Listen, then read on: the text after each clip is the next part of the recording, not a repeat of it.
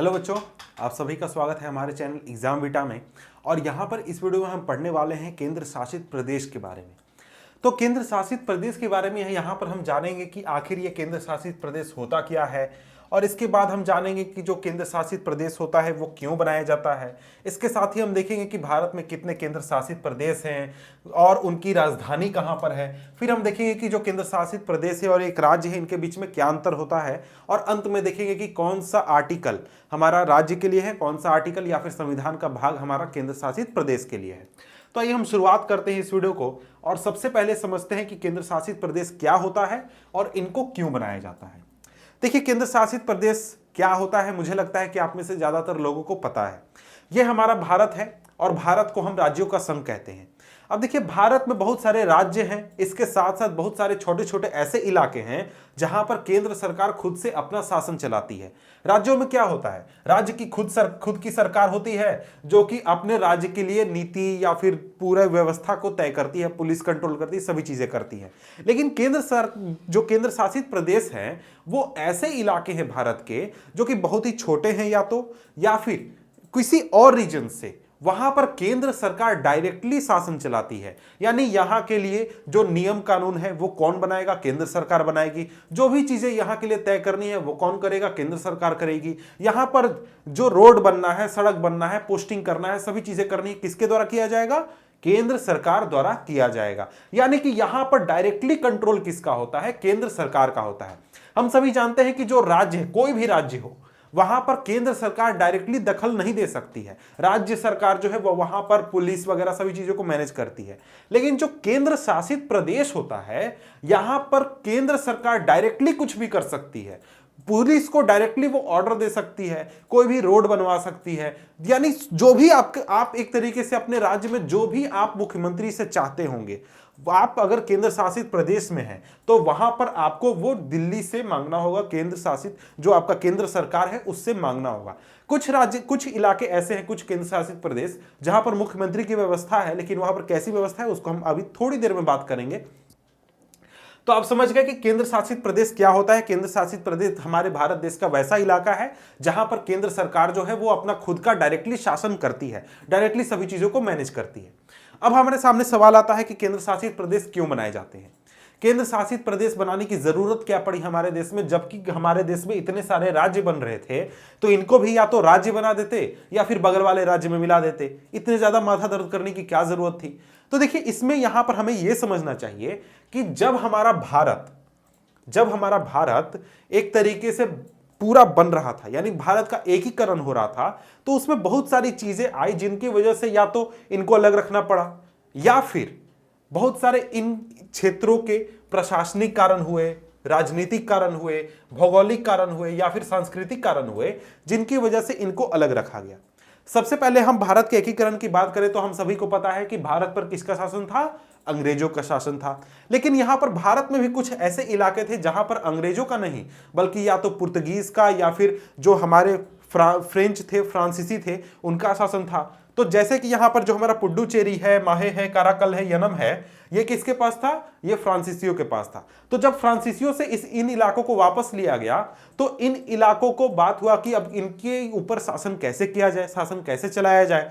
तो यहां पर किया गया कि नहीं, इनको हम अलग के बगल वाले राज्यों में नहीं मिलाएंगे। क्यों नहीं मिलाएंगे, काफी समय से ये जो इलाके हैं ये अपने अगल बगल के क्षेत्रों से कटे हुए हैं, और इसके साथ ही यहां पर शासन व्यवस्था अलग है। यहां पर फ्रांसीसी शासन कर रहे हैं, बाकी के पूरे भारत पर अंग्रेज शासन कर रहे हैं। तो केंद्र सरकार ने कहा कि ठीक है, आपका जो कल्चर है, आपकी जो व्यवस्था है, आपका जो लिविंग स्टाइल है, उसमें छेड़छाड़ ना हो, कोई भी छेड़छाड़ ना करे, इसलिए हम सभी आपको अलग रखेंगे, आपको आपका अलग सरकार देंगे कि आप अपना शासन व्यवस्था अलग से चलाइए। ये एक रीजन है जिसको कि हम सांस्कृतिक कारण में इंक्लूड कर सकते हैं कि जो इलाके एक तरीके से शुरू से अलग रहे हैं, उनकी व्यवस्था अलग रही है, वहां के लोगों का कल्चर अलग है, तो उसको बचाने के लिए केंद्र सरकार जो है वो इन इलाकों को बाकी राज्यों से अलग रखती है, ताकि यहां पर कोई भी इनके कल्चर, रहने के स्टाइल में कोई भी किसी भी तरीके से कोई छेड़छाड़ ना हो। केंद्र सरकार इनके कल्चर वगैरह को बचाना चाहती है।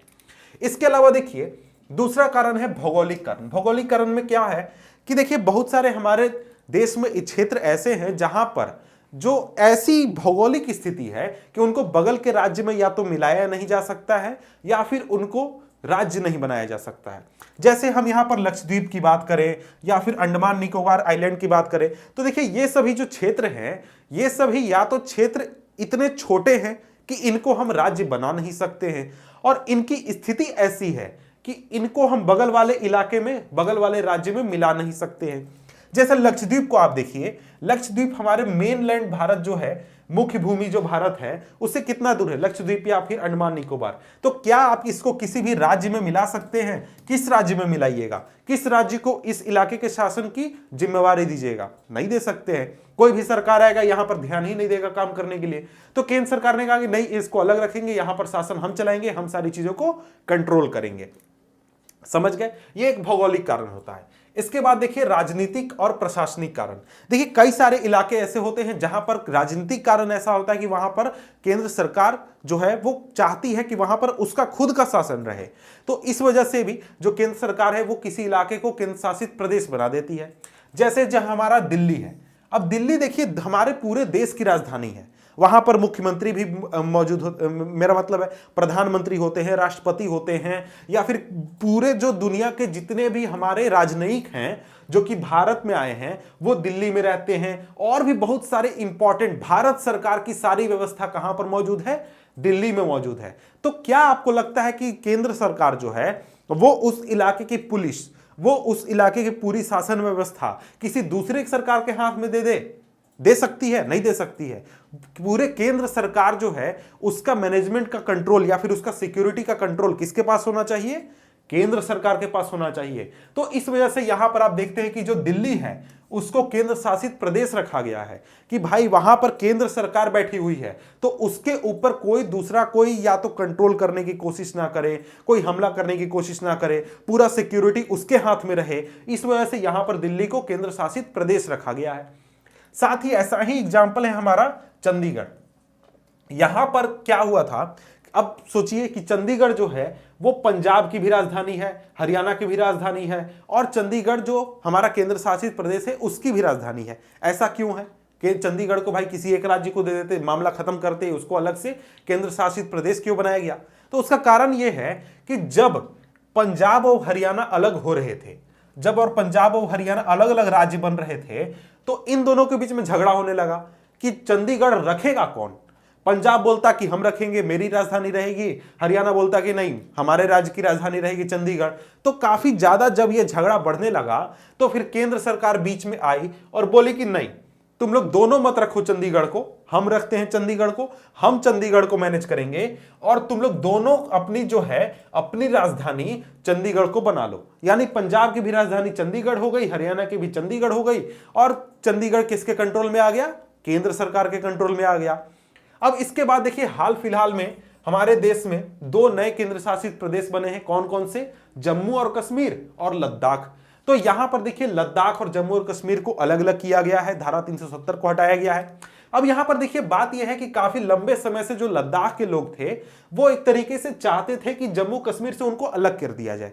क्यों चाहते थे वो? क्योंकि देखिए जो पहले एक राज्य था ना जम्मू और कश्मीर, वहां पर एक पूरी व्यवस्था चलती थी कि आपका जो घर का डिजाइन होना चाहिए वो एक होना चाहिए, लेकिन वो होना किसके हिसाब से चाहिए? जैसा कि जम्मू और कश्मीर के रीजन में जरूरत है। तो यहां पर भी भौगोलिक कारण को आप इंक्लूड कर सकते हैं कि जो लद्दाख का रीजन है, यहां की जो भौगोलिक स्थिति है वो आपके जम्मू और जो हमारा कश्मीर का रीजन है उससे काफी अलग है। तो यहां पर पूरी व्यवस्था अलग होनी चाहिए, यहां पर अलग होनी चाहिए, इस वजह से ऐसा कहा गया, ऐसा किया गया। लेकिन इसके बहुत सारे रीजन है, धारा 370 हटाना था, यहां पर और भी चीजें करनी थी, बहुत सारे कारण हैं जिसकी वजह से ऐसा किया गया है। तो आप चाहें तो इसके लिए बहुत सारे YouTube पर वीडियोस अवेलेबल है कि ऐसा इनको अलग अलग क्यों डिवाइड किया गया, क्यों क्या किया गया, 370 कैसे हटाया गया, उनको आप YouTube पर पढ़ सकते हैं। यहां सिर्फ हम केंद्र शासित प्रदेश की बात कर रहे हैं। तो देखिए अब हम आगे बढ़ते हैं। हमने देख लिया कि केंद्र शासित प्रदेश क्या होता है, केंद्र शासित प्रदेश क्यों बनाए जाते हैं, और इसके बाद हम आगे बढ़ते हैं और सबसे पहले देखते हैं कि हमारे देश में कौन कौन से केंद्र शासित प्रदेश हैं, उनकी राजधानी कहां है, और एक तरीके से उनके बारे में हम जानते हैं। हमारे भारत में अभी कुल मिलाकर 8 केंद्र शासित प्रदेश है। पहले कितने थे? पहले थे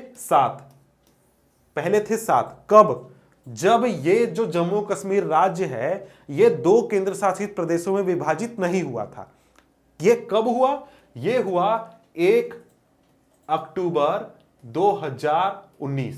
डेट याद है ना आपको? 1 अक्टूबर 2019 को जो हमारा जम्मू कश्मीर राज्य था वो जम्मू कश्मीर और लद्दाख 2 केंद्र शासित प्रदेशों में विभाजित हो गया।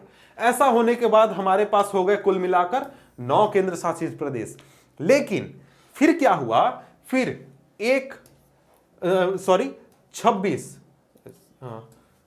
26 जनवरी 2020 26 जनवरी 2020 को क्या हुआ? केंद्र सरकार ने एक डिसीजन लिया, मतलब डिसीजन पहले ही हो गया था, दिसंबर में ही हो गया था। 26 जनवरी को ये लागू हुआ था। 26 जनवरी को जो हमारे पास यहां पर आप देख रहे हैं ना, दादर और नगर हवेली और दमन और दीव, ये 2 अलग अलग केंद्र शासित प्रदेश हुआ करते थे। इनको मिलाकर एक केंद्र शासित प्रदेश बना दिया गया। और अब हमारे पास कितने केंद्र शासित प्रदेश हो गए? 8 केंद्र शासित प्रदेश हो गए।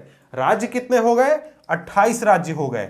28 राज्य और 8 केंद्र शासित प्रदेश। तो कौन कौन है, उनकी राजधानी कहाँ है, इनके बारे में मैंने अलग से वीडियो बनाया है, नीचे डिस्क्रिप्शन में लिंक है, आप वहां से जाकर देख सकते हैं। अब देखिए सभी 8 केंद्र शासित प्रदेशों को देख लेते हैं, उनकी राजधानी देख लेते हैं। सबसे पहला है दिल्ली। दिल्ली का तो आपको पता है कि न्यू दिल्ली है राजधानी। अंडमान निकोबार यहां पर है, यहां पर इसकी राजधानी है पोर्ट ब्लेयर। इसके बाद है चंडीगढ़। चंडीगढ़ का मैंने पहले ही बताया कि चंडीगढ़ ही राजधानी है। दादर और नगर हवेली और दमन और दीव, इसकी राजधानी यहां पर है दमन, यहां पर आप देख सकते हैं। इसके बाद जम्मू और कश्मीर। जम्मू कश्मीर की 2 राजधानी है, जम्मू और श्रीनगर। आपको पता है गर्मी और सर्दी में अलग अलग राजधानी होते हैं जम्मू कश्मीर में। फिर लद्दाख जो है, लद्दाख की राजधानी लेह, यहां पर आप लद्दाख को देख सकते हैं। इसके बाद लक्षद्वीप की राजधानी करवती है, यहां पर आप देख सकते हैं कवरती। फिर पुडुचेरी की राजधानी यहां पर पुडुचेरी है। तो यहां पर आपने देख लिया कि जो 8 हमारे पास केंद्र शासित प्रदेश हैं उनके बारे में, और इनकी राजधानी कहां पर है ये हमने देख लिया। अब इसके बाद आते हैं कि जो केंद्र शासित प्रदेश हैं वो कितने प्रकार के होते हैं। हमारे भारत में देखिए ऐसी व्यवस्था की गई है कि हमारे भारत में 2 प्रकार के केंद्र शासित प्रदेश होते हैं। 2 प्रकार कहने का मतलब क्या है?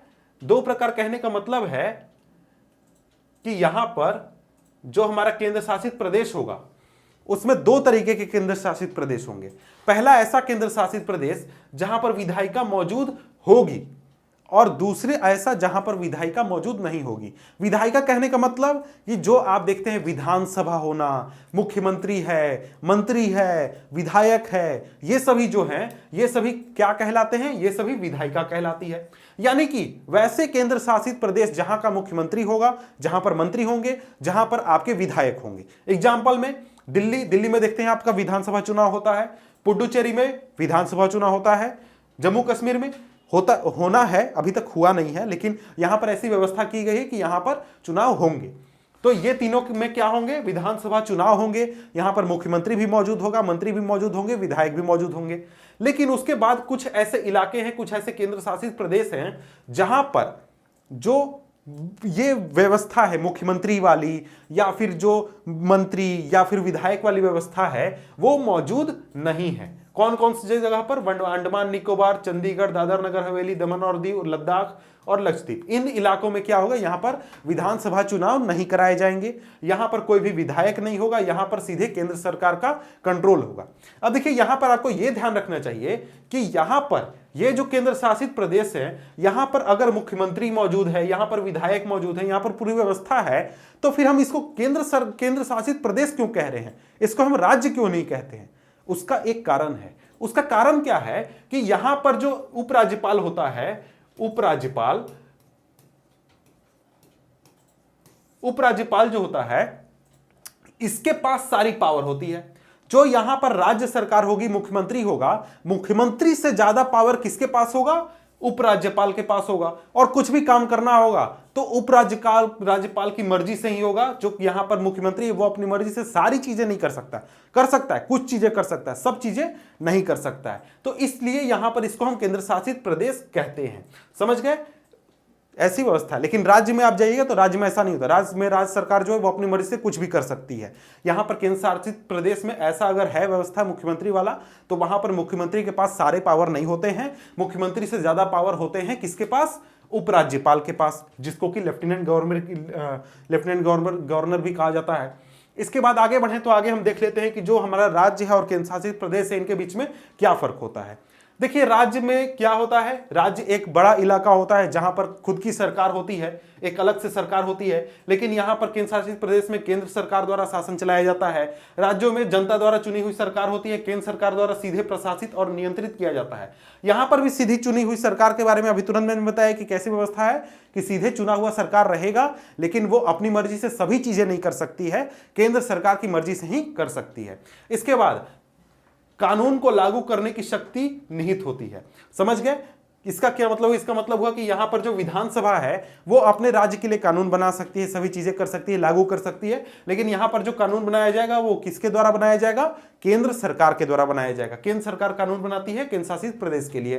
केंद्र सरकार के साथ संघीय संबंध का आनंद लेते हैं। यहां पर जो केंद्र सरकार है वहां पर एकात्मक संबंध का आनंद लेते हैं। इसका क्या मतलब हुआ? आपने फेडरलिज्म पढ़ा होगा, संघवाद पढ़ा होगा। संघवाद में क्या होता है? एक लेवल पर केंद्र सरकार के लिए एक सरकार, राज्य के लिए एक सरकार, और हमारे देश में अलग से व्यवस्था है कि एक लोकल सरकार के लिए अलग सरकार, लोकल व्यवस्था के लिए। तो वो यहां पर राज्यों पर लागू होती है कि केंद्र के लिए एक सरकार हो गई, राज्य के लिए एक सरकार हो गई। लेकिन यहां पर जब हम केंद्र शासित प्रदेश को देखते हैं तो यहां पर वैसी व्यवस्था नहीं है।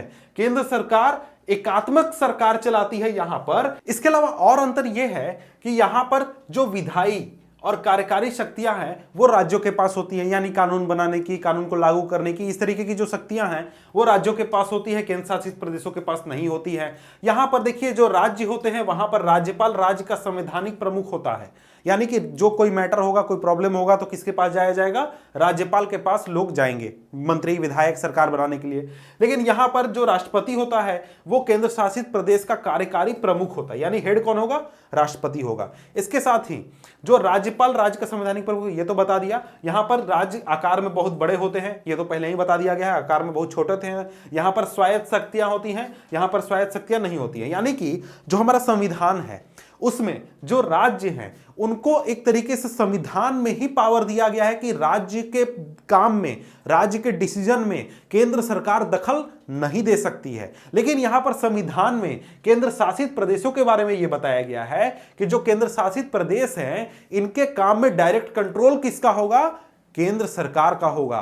तो यह एक तरीके से यहां पर अंतर है कि स्वायत्त शक्तियां राज्यों को मिली हुई हैं, केंद्र शासित प्रदेशों को नहीं मिली हुई हैं। यहां पर आप इसको समझ गए होंगे, अंतर को आपने समझ लिया होगा।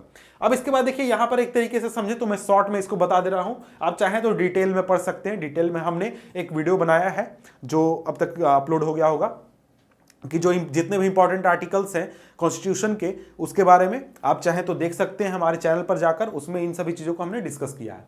तो देखिए सबसे पहले यहां पर अनुच्छेद 1 है जो कि बताता है कि भारत जो है वो राज्यों का संघ है, राज्यों का संघ, अनुच्छेद आर्टिकल 1। आर्टिकल 2 है, ये क्या कहता है? संसद विधि द्वारा संघ में किसी नए राज्य क्षेत्र को शामिल करके उसका राज्य का दर्जा प्रदान कर सकती है, यानी किसी इलाके को भारत में मिलाकर उसको राज्य का दर्जा दिया जा सकता है। अनुच्छेद 3 कहता है कि जो संसद है वो 2 या फिर 2 से अधिक राज्यों को मिलाकर या फिर उनके भागों को मिलाकर एक राज्य को अलग कर नया राज्य निर्माण कर सकती है, यानी नया राज्य बनाने का पावर है। इसके बाद देखिए संविधान का जो भाग 6 है, भाग 6 में राज्यों के बारे में डिस्कशन किया गया है जो कि आर्टिकल 152 से लेकर 237 तक है। 152 से 237 किसके बारे में है?